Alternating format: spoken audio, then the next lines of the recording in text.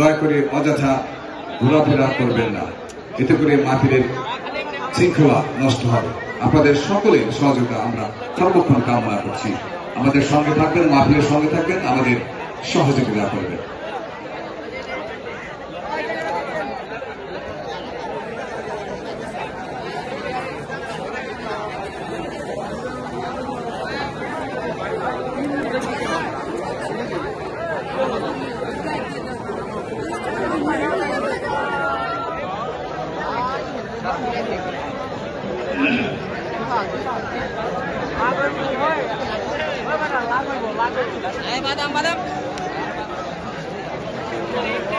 সম্মানিত তৌহিদি জনতা, আমাদের এই ঐতিহাসিক তাফসীরুল কোরআন মাহফিলের এ পর্যায়ে